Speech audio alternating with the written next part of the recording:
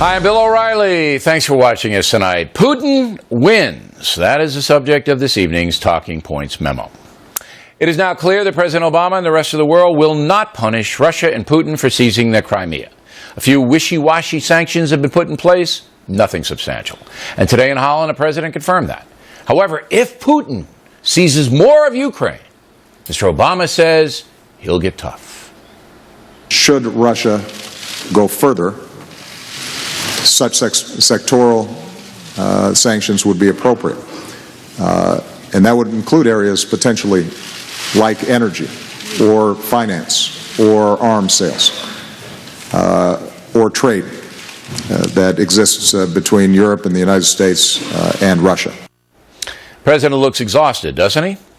The American public does not seem disenchanted with the president on the issue. A new CBS News poll says 61% of Americans believe the USA has no responsibility to do something about the Russian-Ukrainian situation.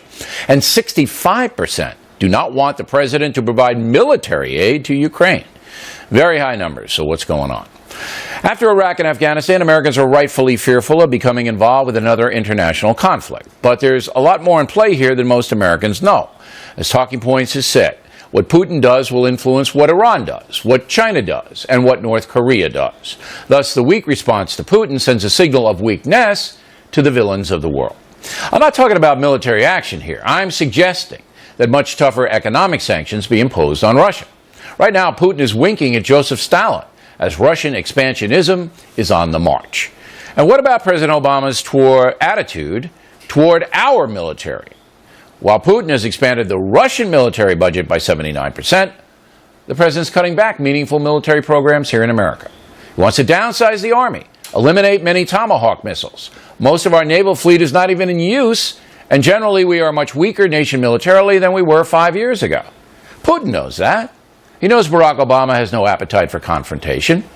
Therefore, all Americans should expect the world to get much more turbulent as Iran and other rogue nations unleash aggression.